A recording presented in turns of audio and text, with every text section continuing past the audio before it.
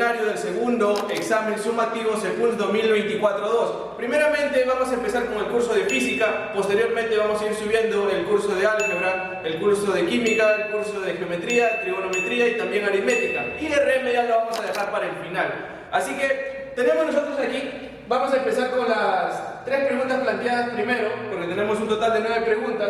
Empezamos desde el tema denominado para hidrostática. El problema me dice, a ver, espérate, vamos a leerlo desde aquí. Me dice, el problema número 76. En la figura, el líquido X tiene una densidad de 2000 kilogramos por metro cúbico. Me dan de dato aquí la densidad de 2000 kilogramos metro cúbico para el líquido X, que podemos observarlo aquí en la columna vertical. Luego me dice que el líquido Y que puedes observar aquí de color azulito, me dice que es agua. Ahora me pide determinar la medición del manómetro. ¿Cuánto es la presión que yo voy a tener aquí en el manómetro? El mismo problema ya me lo está dando prácticamente. ¿Por qué? Este manómetro aquí está conteniendo, qué sé yo, puede ser un gas, puede ser aire, que también se considera un gas. Entonces, lo que vamos a obtener aquí sería la presión en este punto que me va a dar la medición aquí del manómetro. Lo considero ahí, por ejemplo, una presión P. El de acá también lo puedo considerar de esta manera, ¿no? Entonces, a partir de esto, yo empiezo por este punto de acá, mira. Por este punto, lo que yo voy a tener primero es que se encuentre expuesto a la presión atmosférica, ¿sí o no? Ahí está. Entonces acá le vamos a colocar que está expuesto a la presión atmosférica. Entonces, cuando nosotros vemos el tema de hidrostática, lo que vamos a ver es cómo vamos a ir descendiendo el aumento de presión cuando nosotros bajamos desde un punto superior a un punto inferior y luego una disminución de presión cuando vamos subiendo. Ese va a ser el planteamiento. Entonces, como a mí me dicen también de dato, me dan cuánta es la densidad del líquido X y me dan la densidad del líquido Y, entonces me dicen que el líquido Y es agua. Este es un dato conocido, el cual la densidad para ese líquido X va a ser un total de 1000 kilogramos por metro cúbico. No, ese es un dato que se debe conocer, lo más conocido en este caso para el agua. Entonces vamos por acá. Como bien había mencionado, empezamos en este punto. Por ejemplo, mira, en este punto tomamos nosotros la medición para la presión atmosférica, pero como aquí el manómetro me da la medida de una presión manométrica, entonces es por eso que la presión atmosférica, cuando yo trabajo con presiones manométricas, se considera igual a 0. Entonces la presión manométrica en este punto de aquí, porque se encuentra expuesto a la atmósfera, simplemente va a ser 0. Entonces empezamos por aquí, mirad. Esta presión yo ni siquiera lo considero, ¿no? Esta presión atmosférica yo no lo considero. Empiezo de este punto, mira, para disminuir la presión manométrica. Cuando yo desciendo desde este punto de aquí, vamos a considerar que es un punto 1 hasta un punto 2. Desde el punto 1 al punto 2, ¿cómo va a ser el aumento de presión manométrica? Simplemente sería densidad, en este caso en qué líquido estoy bajando, sería en el líquido X, por gravedad, por altura. En este caso es la columna que me está dando aquí, el cual sería 80 centímetros. No, le voy a dejar expresado así como H1, este de aquí lo voy a colocar así, H1 para esos 80 centímetros. Ahora, una vez que llegué a este punto 2, cuando yo tengo el mismo nivel, simplemente la presión es la misma en el mismo nivel. Entonces tengo este punto de aquí que lo considero un punto 3 y ahora quiero llegar a un punto 4. El punto 4, como aquí estamos considerando que es un gas, no me lo dice el problema, pero lo vamos a hacer de esta manera. Entonces, como está contenido ahí un gas, simplemente la presión es la misma en todos los puntos. Entonces tengo densidad, gravedad, altura 1 y de aquí traslado hasta este punto. De este punto ahora tengo que subir. Entonces me quedaría, mira, como estoy... Algo que me he olvidado quizás mencionar es el signo. Como aquí estoy bajando, cuando yo bajo, la presión aumenta. Y de aquí de este punto 3, como voy a subir al punto 4, la presión va a disminuir. Es por eso que se coloca negativo aquí. Entonces me quedaría, mira, ¿en qué líquido ahora subiría desde 3 hacia 4? Sube en el líquido Y. Entonces me queda densidad de Y por gravedad por una altura 2, que lo voy a considerar que sea esa columna de 10 centímetros. Entonces coloco H2. Bien, aquí coloco igual, ¿por qué? Porque ya llegué al punto donde yo quiero hallar, en este caso, la presión manométrica. No, yo le puedo poner así, presión, le puedo poner presión del manómetro. Ahí está. Entonces lo único que me queda acá simplemente es reemplazar los datos que tenemos. Me queda, por ejemplo, para la densidad del líquido X, reemplazamos y colocamos 2000. Podemos también colocar las unidades. Lo colocamos kilogramos metro cúbico. Por la gravedad que... Bueno, el problema, si no me equivoco, no me lo dice. Algo que siempre le pasa al Santa es por omitir datos, ¿no? Bueno, si no me dice la gravedad en este caso, vamos a considerar lo que sea 10. No debería dármelo, porque comúnmente si no te lo dan, se debería considerar como 9.81. No, pero bueno, vamos a considerar 10. Entonces colocamos por aquí gravedad 10 metros por segundo al cuadrado. Esto multiplicado por la altura 1, que hemos dicho que es esta columna. ¿Cuánto vale? Ojo que aquí, si está en metros, todo lo dejo expresado en metros. Como aquí tengo centímetros, entonces sería 0,8 metros. ¿No? Esos 80 centímetros, simplemente una transformada ahí. Ahora esto me queda menos densidad de líquido Y, que me dicen que es agua, simplemente coloco aquí lo que respecta a los 1000 kilogramos por metro cúbico. Y esto multiplicado por la gravedad, que otra vez sería 10 metros por segundo al cuadrado. Esto multiplicado por la altura 2. ¿Cuánto es la altura 2? Simplemente 10 centímetros o el equivalente a 0,10 metros. No, bueno, ya nos pasamos, vamos a llegar al otro problema. Eso es igual a ¿qué cosa? A la presión en el manómetro. Ya está. Lo único que hay que hacer ahora, pues simplemente debería ser simplificar unidades. Pero, ojo al dato, si dejas aquí la densidad, kilogramo metro cúbico, metro segundo cuadrado para la gravedad y metro para la altura, en presión manométrica, tú siempre estas unidades te van a quedar en pascales. Entonces, a partir de eso solamente hay que multiplicar aquí. Simplemente me quedaría 2000 por 10, que sería 20.000, por 0.8, que esto me queda ¿cuánto? 16.000. ¿No? Entonces coloco por acá, me queda 16.000. ¿En qué unidades habíamos dicho que me quedaba? En pascales, entonces coloco PA. Ahora esto le disminuimos menos. Ahora, ¿cuánto te va a quedar acá? Mira, prácticamente este 0.10, ¿no? Simplemente sería un 10 sobre 100, ¿no? Ese 100 podemos simplificar prácticamente con el de arriba, que tenemos un 0 y un 0, y esto simplemente me va a quedar, ¿qué sería? 1000 pascales, ¿no? Entonces ahí me queda todo esto de aquí que tú puedes observar, pues simplemente me queda 1000 pascales. Y esto va a ser igual a ¿qué cosa?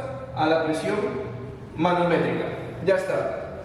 Último esfuerzo, lo único que me queda por aquí, simplemente 16.000 menos 1000. ¿Esto cuánto me va a quedar? Me va a quedar 15.000, si no me equivoco. Si es que no estoy sumando mal, sumando, restando. No, 15.000 pascales. Pero en las claves, ¿en qué me dan? Me dan en kilopascales. Pues simplemente el sufijo de, en este caso de kilo, simplemente respecta a multiplicar por 1000. Entonces simplemente esa presión manométrica, lo que a mí me va a quedar, pues simplemente sería 15 kilo. En lugar de estos 3 ceros, pues simplemente coloco el sufijo de kilo y me queda en kilopascales. ¿No? Entonces tendría por ahí la primera solución. Simplemente era aplicar nada más la teoría con respecto a lo que es hidrostática, ¿no? Entonces, después de eso venimos al problema número 77, que prácticamente también corresponde al mismo tema, ¿no? Entonces, el problema 77 me dice, un cuerpo pesa en el aire 46 newton. Para simplificar ya lo tengo acá. Este es el cuerpo que se encuentra en el aire, vamos a suponer que es una piedra, puede suponer que es una esfera del dragón también, ¿no? Entonces tenemos por acá, tenemos en el aire y aquí la vamos a tener la esfera sumergida. Ya vamos a tener dos situaciones diferentes aquí. Tenemos el aire y tenemos la esfera sumergida. Bueno, en este caso el cuerpo. Ahora me dice, el cuerpo pesa en el aire 46 newton. Si el cuerpo tiene un volumen de 1 litro y se sumerge completamente en un recipiente lleno de aceite, aquí está. Ojo con ese dato también que me dice que se sumerge completamente en aceite. Me da la densidad del aceite, el cual me dice que es 800 kilogramos. No vamos a colocar por acá ese dato. La densidad de este aceite, 800 kilogramos por metro cúbico. Ahí está. Otro dato que me dan por ahí, la densidad del aceite. Y luego me dice determinar el peso aparente. El peso aparente se mide cuando yo le encuentro sumergido prácticamente este cuerpo. Entonces me dice determinar el peso aparente del cuerpo sumergido en el aceite. Y aquí sí me dice, ¿no?, que considere la gravedad como 10 metros por segundo al cuadrado. Ya está. Entonces, primero, otro de los datos que me dan por acá, vamos a rellenar primero los datos, es de que en el aire el cuerpo tiene un peso de ¿cuánto? Me dice que tiene 46 newton. Entonces colocamos por acá ese peso de 46 newton. Ahora, luego me dan otro dato, por acá vamos a colocar la fila de datos. Colocamos de esta manera.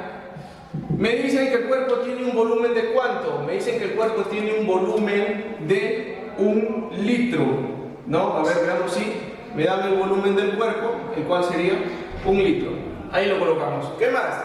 Bueno, creo que esos son todos los datos que me da el problema. ahora lo único que hay que hacer es determinar el peso aparente a partir de eso. No, entonces ya está. Aquí lo que nosotros tenemos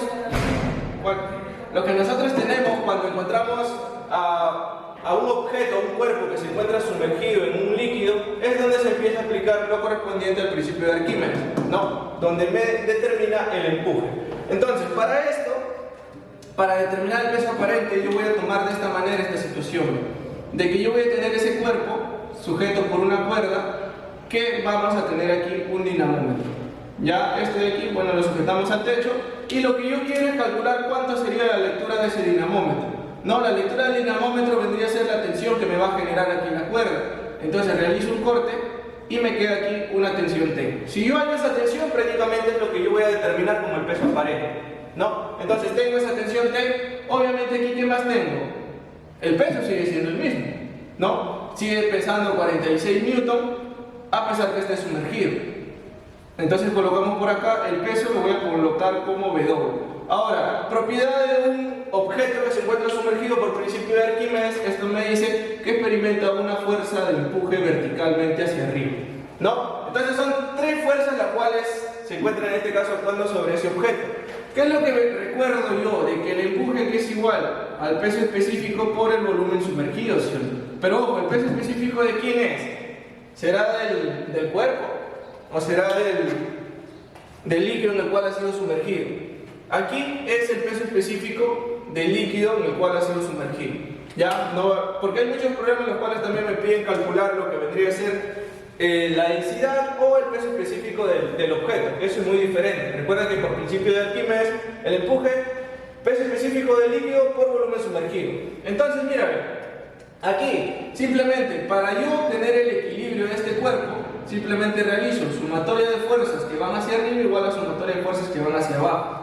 Entonces, ¿eso cómo me quedaría? Eso me queda así, ¿ve? ¿Quiénes van para arriba? El empuje más la tensión, ¿sí o no? Me queda empuje más tensión igual a ¿quién? Al peso. ¿No? Obviamente que ese peso es el que está prácticamente en el aire. Ahora, como yo quiero la tensión T, que es la lectura que me va a dar el dinamómetro, o sea, la tensión T, voy a colocar por acá, que corresponde al peso aparente. ¿No? O sea, la medida del peso cuando se encuentra sumergido. Un peso aparente se le denomina. No es lo mismo que el dinamómetro me mide cuando el cuerpo está sumergido que cuando el cuerpo está en el aire. Entonces me queda, mira, peso del cuerpo, ¿cuánto es? 46 newton. ¿Sí o no? Entonces colocamos por acá esos 46 newton menos, ojo, porque aquí el empuje va a pasar a restarse. Pero yo ya sé cuánto es el empuje. El peso específico del líquido, que en este caso es aceite, el cual me quedaría 800 kilogramos por metro cúbico. El peso específico vendría a ser la densidad por la gravedad, ¿sí o no? Densidad por gravedad. La densidad me lo dan de dato, 800 kilogramos metro cúbico, y esto multiplicado por la gravedad, que vendría a ser simplemente 10 metros por segundo al cuadrado. ¿No? Y finalmente a esto le vamos a multiplicar lo que respecta al volumen sumergido. Con respecto al volumen sumergido, me dice el mismo problema que es la totalidad del cuerpo que se encuentra en este caso. Entonces, a partir de esto, yo ya sé que todo ese volumen me dice que es 1 litro. Entonces, una simple equivalencia me quedaría que esto sería 10 a la menos 3 metros cúbicos. Ahora sí, de aquí simplifico metro cúbico y me queda kilogramo, metro, segundo al cuadrado, que es el equivalente a newton, ¿no? Unidad de fuerza. Por lo tanto, el peso aparente me va a quedar 46 newton menos.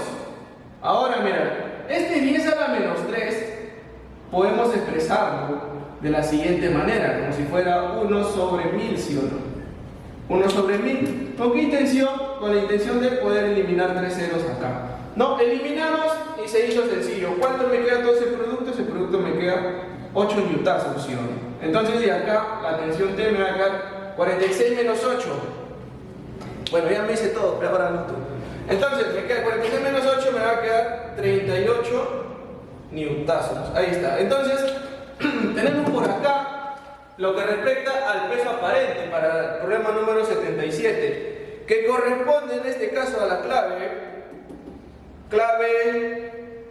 38, clave C, ¿no? Entonces tenemos por acá la C. Vamos a colocarlo. Clave C, y bueno, la anterior que era 15 era la B, si no me equivoco, creo que no la había puesto. No, la C también, 2C, CC. Listo, problema 15, ahí está. Listo, tenemos 76, 77 y el 78, que es uno de los más interesantes que he visto. Es uno de los cuales me ha gustado también el problema número 78. Vamos a ver qué es lo que me dice. Mira, me dice, se mezclan iguales cantidades de masa de agua que se encuentran a diferentes temperaturas. Determinar la temperatura de equilibrio despreciando el calor específico del recipiente. Vamos a ver acá lo que respecta a esto. Mira, yo tengo tres cantidades iguales de masa, pero a diferentes temperaturas. Yo voy a considerar que si son diferentes temperaturas, acá tengo una temperatura 1, una temperatura 2 y una temperatura 3. ¿Ya? Y obviamente las masas de cada uno de ellos siempre son M. No, porque me dicen mismas cantidades de masa. ¿Ya? Ahí están. Masa, masa, masa, las mismas cantidades de masa. Pero ahora, algo que se han olvidado estos anazos de mencionarte acá es lo que respecta a que se deberían encontrar en este caso en el mismo estado. Porque a mí solamente me dicen aquí que considere masas de agua. Puede ser vapor de agua también. O puede ser hielo, que también se considera agua. Tenemos la misma fórmula química. ¿No? Entonces hay que mencionar eso de que todos se encuentran en el mismo estado, ¿no? Entonces para poder tener eso y no tener cambios en este caso en lo que respecta a las entalpías de vaporización y de condensación en todo caso, es considerar que los tres se encuentran en estado líquido. A partir de eso ya puedo irme a desarrollar este problema. Mira, ¿cómo lo hago? Primero, yo considero, por ejemplo, mira, vamos a graficarlo así. Tenemos nosotros un recipiente y aquí vamos a mezclar nosotros estas tres masas de agua, pero a diferentes temperaturas. Por ejemplo, aquí tengo la mezcla de la primera temperatura, que es 1, y luego la de 2, y al final recién le voy a añadir la de 3. Porque al fin y al cabo, si no se pierde calor, estamos en un proceso diabático en el cual al final la masa total sería 3M nada más. Es la única diferencia. Por eso vamos a ir primero 1 con 2, y luego el resultado de esos dos con el 3. O 2 con 3, ya depende de ti cómo lo quieres hacer. Entonces vamos por acá primero, mira. Vamos a tomar de que tenemos una temperatura de equilibrio aquí para 1 y 2. Entonces, yo lo voy a tener de esta manera, mira. La temperatura 1, o sea la masa 1 va a ganar calor, entonces le colocamos aquí Q. Gana calor, o sea sería más Q. Mientras que aquí la masa 2 pierde calor, por lo tanto lo consideramos menos Q. Esa es la única diferencia que vamos a tener acá. Entonces, simplemente cuando yo hablo de calor sensible, vamos a colocarlo así de esta manera. ¿Esto cómo es? Masa, calor específico por cambio de temperatura. ¿Sí? En el cambio de temperatura tengo que recordar que esto siempre es temperatura final menos temperatura inicial. ¿Sí o no? Eso es lo único que tengo que recordar. Por lo tanto, estos dos calores, ¿cómo tienen que ser? Estos dos calores son iguales, ¿no? El que gana igual al que pierde. Entonces por acá vamos a hacer ese rollo. Mira, por acá me queda que el calor Q del 1, Q1, y el de acá lo puedo considerar Q2. Q1 igual a Q2, ¿no? Entonces considero aquí Q1 igual a menos Q2. De esa manera. Entonces, ¿cómo calculo el calor sensible? Masa, calor específico por cambio de temperatura, ¿sí o no? Entonces, como me dice que es la misma masa, coloco M, calor específico, me dice que no hay cambios, y ahora, el cambio de temperaturas. La final para este primer proceso, para Q1, ¿quién es? Temperatura de equilibrio, sí. Menos la inicial, que sería temperatura 1. Ahí está. Esto va a ser igual. Menos, ahora coloco acá nuevamente masa, calor específico, por cambio de temperaturas. Las temperaturas en este caso, ¿quién es la final? La TE, ¿sí o no? Menos T2. Ahí está. ¿Qué es lo que puedo eliminar de acá? Lo que puedo eliminar calor específico más y más. Nada más. Entonces, ¿cómo me queda? Me queda temperatura de equilibrio menos temperatura 1, me queda igual a temperatura de equilibrio menos temperatura 2. Pero aquí tenemos un negativo, ¿sí o no? Eso es lo que nos estamos olvidando. Entonces me quedaría menos temperatura de equilibrio. Ojo que afecta aquí este negativo y lo convierto en positivo. Ahí está. Entonces, a partir de esto, una despejada insana le metemos para el otro lado, te queda 2 veces la temperatura de equilibrio y este le paso a sumar temperatura 2 más temperatura 1. Por lo tanto, la temperatura de equilibrio para estas dos primeras masas añadidas sería temperatura 2 más temperatura 1 entre 2. ¿Ya? Esa es la primera temperatura de equilibrio que yo he calculado acá. Pero a partir de esto, ¿hacia dónde me voy? Ojo, que ahora ya me encuentro en este punto.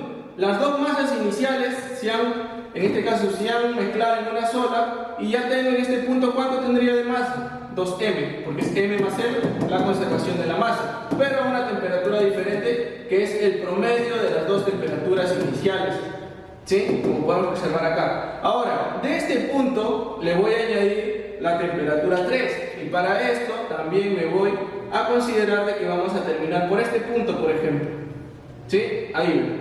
Este va a ser mi nueva temperatura de equilibrio prima, le voy a colocar. Entonces nuevamente acá tengo un calor que gano y aquí tengo un calor que pierdo porque la temperatura 3 es mayor. Q3 le voy a colocar y aquí le pongo un Q4, por ejemplo. Ahí está. Entonces de la misma manera yo tengo que considerar esto, que el calor 4 tiene que ser igual a menos el calor 3. Nada más. Entonces nuevamente, el calor 4, ¿debido a quién es? Temperatura de equilibrio y la mezclación, lo que hemos hecho inicialmente. Entonces sería por calor sensible, masa, calor específico por cambio de temperatura. Pero la masa ahora, ¿cuánto es?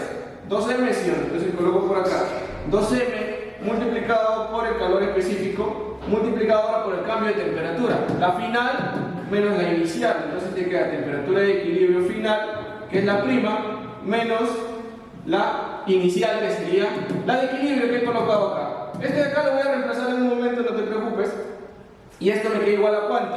Ahora me quedaría menos el calor sensible de 3, el que pierde aquí, sería masa, calor específico, que me dicen que lo considere aproximado a constante, y esto multiplicado por el cambio de temperatura. La final aquí, ¿quién es? Temperatura de primación, menos la temperatura 3. Ahí está. Nada más. Entonces acá, ¿qué me queda? Me queda masa se va, calor específico se va. Entonces, ¿cómo me va a quedar esto? Me queda, mira, si multiplico, me queda 2 veces temperatura de equilibrio prima menos 2 veces temperatura de equilibrio de la mezcla, que eran los iniciales. Y esto me queda menos temperatura de equilibrio prima más, menos por menos más, temperatura 3. Ahí está. Nada más. Ahora mira, a ver. Este lo paso al primer lado. Vamos a sumarle. ¿Cuánto me va a quedar ahí? 2t' más 3t'. Esto me queda 3te'. Esto es igual, esto lo paso a sumar, que quería temperatura 3 más, ¿quién? 2 veces la temperatura de equilibrio inicial de la mezcla. ¿Pero eso cuánto vale? Eso vale temperatura 2 más temperatura 1 entre 2. ¿Sí? ¿Ya lo viste? Entonces, ¿qué tenemos acá? Se ve el 2, se ve el 2. Simplemente, ¿cómo te queda al final? Mira, te queda la temperatura de equilibrio prima va a ser igual temperatura 3 más temperatura 2 más temperatura 1 y le mando a dividir en 3. Entonces te queda, vamos a ordenarlo, temperatura 1 más temperatura 2 más temperatura 3 dividido entre 3. Al final, si estas tres masas se mezclan, queda demostrado que sería simplemente el promedio de las tres. Sumar 1 más 2 más 3 y lo divido entre 3. Primera parte lo tenemos ahí. Vamos con la última parte. Tenemos acá la pregunta 79, nada más una pregunta teórica. Me dice, es la forma en la que un cuerpo queda cargado eléctrica. ¿Por qué se ríen? ¿Por qué se ríen? Ya, o sea, representa que falta algo, bebé. ¿Por qué se ríen? Es la forma en que un cuerpo queda cargado eléctricamente a distancia, es decir, sin haber contacto. No tiene que haber contacto ahí. Me dice, conducción. ¿La conducción qué es? La conducción es prácticamente como su nombre lo dice. Tiene que haber contacto para que pueda transferirse mediante un medio. Entonces descartamos la cual sería conducción. B, me dice frotamiento. Para frotamiento también hay contacto. ¿Cómo la frotas, estimado Ángel? La lámpara P del genio tienes que frotarlo. ¿Ya? Entonces, ahí vamos. Frotación tampoco porque hay contacto. Luego, inducción. Aquí es donde prácticamente vamos a tener nosotros la respuesta. ¿Por qué? ¿Qué respecta?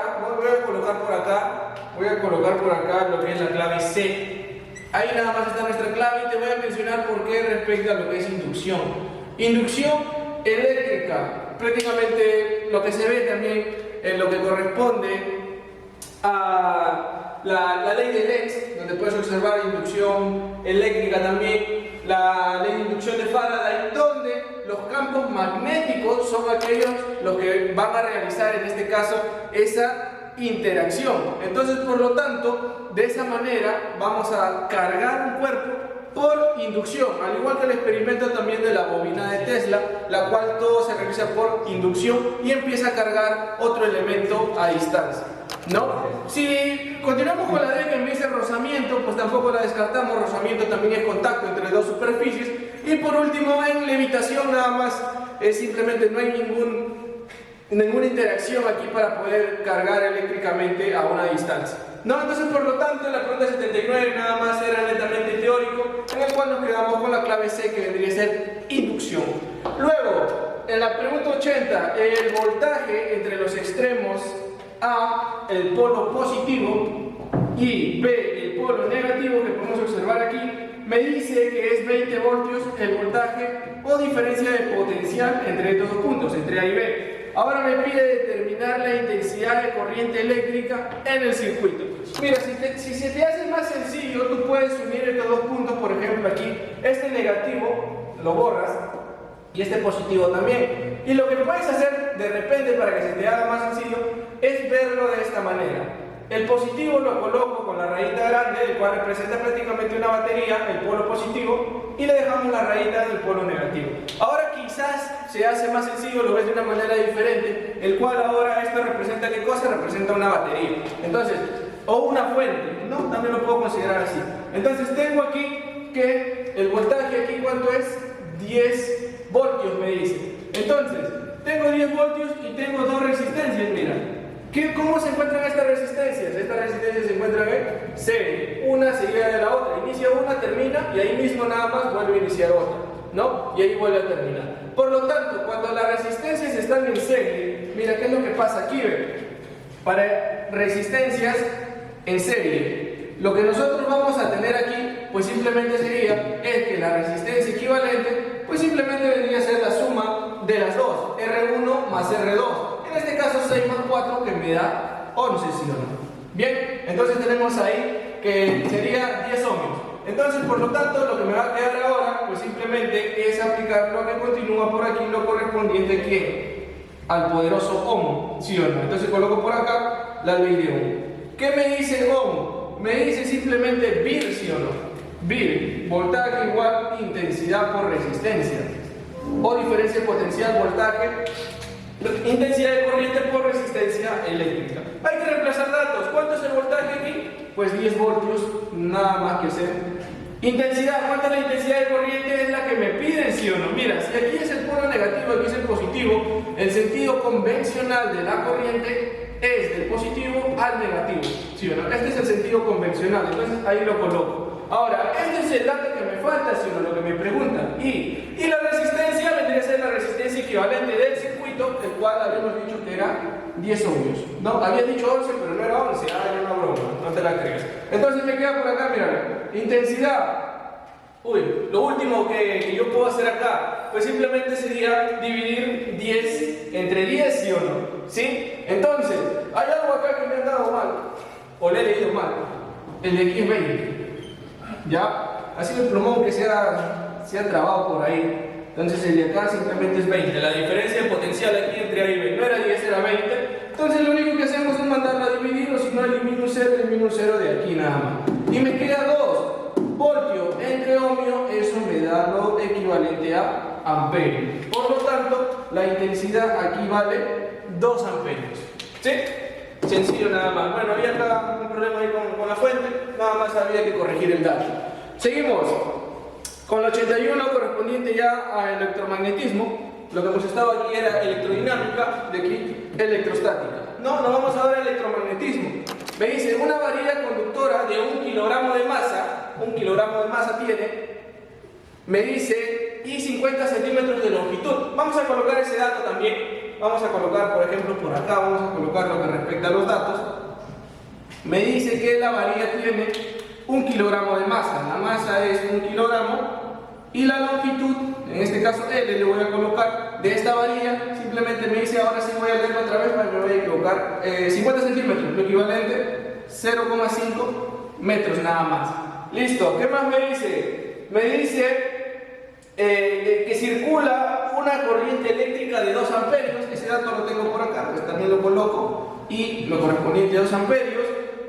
Ahora, se encuentra en una zona cuyo campo magnético, como puedes observarlo, es de 3 teslas. Entonces colocamos por acá el campo magnético de 3 teslas. Ahí está.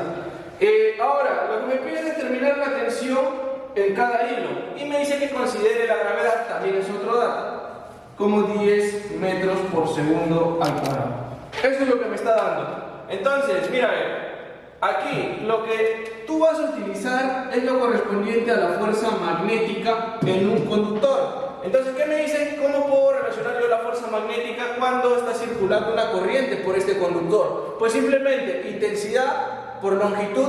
Bueno, aquí está expresado de manera vectorial el producto vectorial de la longitud por el campo magnético. Esto lo vamos a descartar y lo vamos a utilizar su forma escalar nada más. Entonces, vamos a ir por acá. Simplemente a mí me piden, ¿qué cosa? Me piden la tensión aquí en los cables, ¿sí o no? O en las cuerdas. Entonces hacemos un corte y obviamente recuerda de la parte de estática que la tensión siempre es saliente del cuerpo, en este caso sería la varilla. Entonces tendría tensión T y tendría tensión T. Ahora, me dicen que esta varilla tiene una masa de 1 kilogramo. Entonces si tiene la masa de 1 kilogramo obviamente debe tener peso, ¿sí o no? Entonces colocamos por acá lo correspondiente a su peso. Simplemente, ¿cómo calculo el peso? Masa por gravedad, 1 por 10, me queda 10 newtons, ¿sí o no? Ya está. Estamos graficando todas las fuerzas sobre esta varilla de aquí. Ahora, ¿me falta algo? Sí, me falta la fuerza magnética, ¿sí o no? Me falta la fuerza magnética que también actúa sobre esta varilla. Ahora, para la fuerza magnética vas a utilizar tu mano, pero no para lo que piensas. ¿Ya? Vas a utilizar tu mano por la regla de la mano derecha, mira. ¿Qué es lo que tienes acá? Tienes intensidad de corriente hacia la derecha. Tienes ahora, mira, para evaluar el campo magnético, recuerda que tú aquí puedes tener de 2 maneras, mira, puedes tener así o puedes tener así, ¿no? De estas 2 maneras. ¿Qué representa esto? La X representa que el campo magnético ingresa, mientras que el puntito representa que el campo magnético está saliendo. Entonces, por regla de la mano derecha, no podría hacerlo así porque se toma de esta manera. Ahí está mi mano, ya, ahí, ¿no? Intensidad, fuerza, y lo que tendría hacia adentro debería ser lo que respecta a la fuerza magnética. Pero así no da. ¿Cómo tendría que ser? Tendría que ser al revés, ¿sí o no? Intensidad, que esta es la que te manda, porque esta ya tiene el sentido definido, ¿sí o no? Entonces va hacia la derecha, el campo magnético está saliendo por lo que está en puntitos, o lo puedo tomar así con la mano también, ¿no? Campo magnético hacia afuera, intensidad hacia la derecha, ¿y para dónde me arrojaría la fuerza? La fuerza me va a arrojar en este caso hacia abajo, ¿sí o no? Por lo tanto, aquí abajo también le voy a colocar lo que respecta a la fuerza magnética.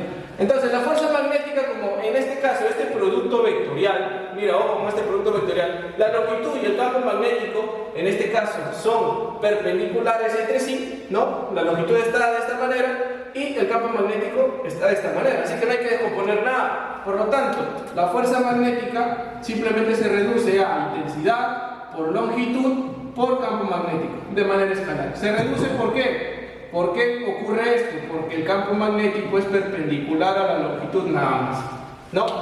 Entonces me quedaría ahí descompuesto este producto vectorial. Entonces, ahora sí, mira, de todo este diagrama que hemos hecho, vamos a hacer la equivalencia de fuerzas, por ejemplo. Las que van hacia arriba igual a las que van hacia abajo. ¿Cuántas van hacia arriba? Pues simplemente la tensión, por lo tanto me queda 2T, esto va a ser igual. Ahora las fuerzas que van hacia abajo son la del peso, ¿y quién más? La de la fuerza magnética, ¿sí o no? Ahí está.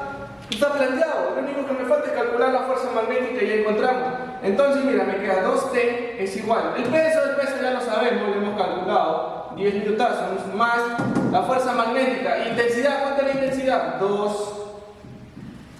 Longitud, ¿cuánto es la longitud? 0,5. O podemos colocarle un medio también. No hay ningún problema. ¿Multiplicado por quién? Por el campo magnético. ¿Cuánto es el campo magnético? 3. Y obviamente la fuerza magnética, cuando lo das en estas unidades de amperio, metro y tesla, esto te va a dar en newton, ¿sí? Entonces lo único que haces acá, eliminas el 2 y nada más te quedas con el 3. Por lo tanto, 10 más 3 te queda 13, ¿sí o no? Por lo tanto, si te queda 13, le mandas a dividir en 2 y esto simplemente sería 3 entre 2, que sería el equivalente a 6,5 newtons, ¿no? Entonces tienes por acá la respuesta para el problema número 81, 6,5, que vendría a ser la clave. Tenemos por acá la clave B. No digas nada con la B, sino ya está. Clave B para este problema 81, interesante la verdad. Y ojo que me piden acá la atención en cada hilo, no me pide la tensión con la cual se soporta, si no hubiera sumado nada más, me hubiera quedado con 3. En este caso es la tensión en cada hilo que soporta a la varilla. ¿Ya? Seguimos ahora con la pregunta número 82.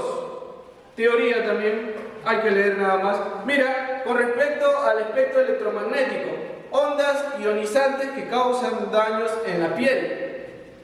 ¿Qué respecta a lo que se corresponde a las ondas ionizantes? Algo que se hizo muy conocido últimamente, lo que vendría a ser, lo que decían, ¿no?, las conspiraciones del 5G, ¿no? Que, bueno, que al final se determinó que no son ondas ionizantes y se está utilizando actualmente. No, ondas ionizantes son las que te van a causar daños en la piel. Entonces, las que tú vas a tener acá, por ejemplo, son las más comunes, las cuales son la radiación gamma, por eso se convirtió en Hall, por radiación gamma.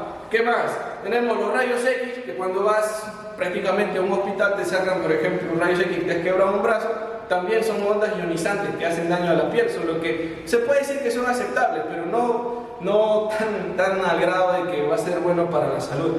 Y el último, en este caso, vendría a ser la radiación UV, proveniente prácticamente desde arriba, ¿sí? Entonces tenemos radiación UV, rayos X y radiación gamma. Ahí despejamos lo que es infrarrojo, porque no vendría a ser el espectro visible tampoco, que sería la clave B. Y obviamente, a pesar de que tenga radiación gamma, el espectro visible no va a ser una onda ionizante. Las ondas de radio tampoco, no son ondas ionizantes. Y en la clave radiación de microondas tampoco, ni el espectro visible como ya hemos visto, ¿no? El espectro. Por lo tanto, aquí nos quedamos con la clave de Durazo, ¿sí o no? Ahí está, dejamos la D. Ahora, vamos con el 83 correspondiente a óptica. ¿Qué me dice? Me dice, si ubico un objeto a 30 centímetros de un espejo, formándose una imagen virtual, ojo, imagen virtual del espejo. ¿Qué tipo de espejo es? ¿Qué tipo de espejo es?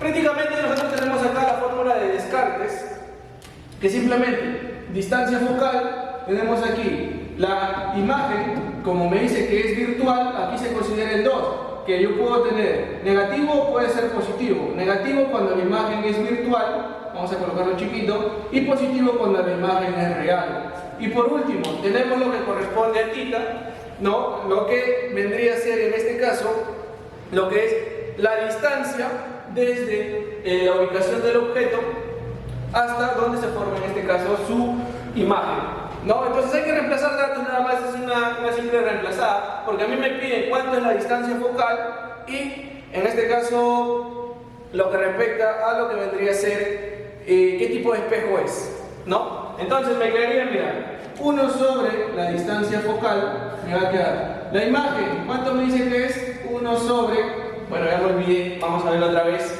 La imagen me dice que se forma una imagen virtual y son 5 centímetros, entonces colocamos acá 5, pero no te olvides que si es virtual le colocas negativo. Y ojo, acá me queda más 1 sobre, ahora la distancia de la imagen hasta el espejo, que me dicen que es 30 centímetros. Desde aquí siempre es positivo, ¿ah? Como tú eres, ahí está, siempre positivo, ¿sí? Estamos ready en ese aspecto. Entonces me queda, mira, el de aquí sería 30. Ya pues, no hay nada más que hacer. Ya lo único que me falta ahora es operar las fracciones, pero no me acuerdo, así que vamos a hacerlo paso a paso. Multiplicas en alfa, carita feliz, y te queda 1 sobre la distancia focal, te va a quedar 30 menos 5, esto dividido entre el producto, que prácticamente sería 5 por 30, pero yo lo hago más sencillo, vamos a hacerlo así, mira. Multiplica por 6 y multiplica por 6. Te quedaría, simplemente te queda 6 sobre, bueno, le coloco negativo arriba, sobre 30 más 1 sobre 30, ¿sí? Ahí nada más, te queda 1 sobre la distancia focal, 6 negativo más 1, esto te queda 5 entre 30, ¿sí? ¿Esto cuánto es? Quinta 1, quinta 6, esto te queda un sexto. Por lo tanto, de aquí, la distancia focal nada más dale una volteada, inviértelo nada más, te va a quedar 6. Pero ¿en qué unidades has metido aquí lo que respecta a la imagen? La distancia, bueno, el tamaño de la imagen y lo lo que respecta a la distancia, en centímetros, entonces aquí te queda en centímetros, pero no te olvides que es negativo. Bueno, de acá seguimos arrastrando el negativo, porque me queda negativo, negativo, negativo, y al final, distancia focal me queda menos 6 centímetros, ¿no? Ahora, cuando la imagen es virtual, a esto corresponde a lo que vendría a ser a un espejo convexo, ¿sí? Entonces ahí también tienes el tipo de espejo, aunque no hay mucho que analizar en las claves, porque simplemente aquí te dicen que si es negativo, es la única clave que puedes encontrar en este caso para distancia focal. Lo único que debías recordar era lo que era virtual y lo que es real, ¿no? Ahora, vamos con el último, ya terminamos aquí. Otra pregunta teórica, el cual me dice, no es una propiedad de los rayos X. Me dice, clave A, son imperceptibles a la vista humana. B, atraviesan muchos cuerpos opacos a la luz. C, se reflejan. D, ionizan. Y E, no son desviados por campos eléctricos y magnéticos. Aquí vendría a ser prácticamente la clave C. ¿Y por qué es la C? Porque simplemente me dice que reflejan. Esa no es una propiedad de los rayos X. Los rayos X no se reflejan cuando pasan o atraviesan prácticamente un cuerpo. Simplemente lo atraviesan y ya, ¿no? Entonces esa vendría a ser la clave para el 84, simplemente la clave C. De esta manera terminamos con el solucionario de física. Ha sido prácticamente 9 preguntas planteadas, han sido 1, 2, 3 teorías, 3 de teoría, recontra easy, ¿no? Y bueno, estas dos de acá sí están interesantes, pero de acá sobre todo me ha gustado, y este de acá, pues este ha sido fácil, ¿no? Easy. Entonces ahí terminamos con la parte del solucionario de física. Nos vemos en los siguientes solucionarios, los cuales van a ser, bueno, ya te lo mencioné al principio, para que vean al principio otra vez. Nos vemos.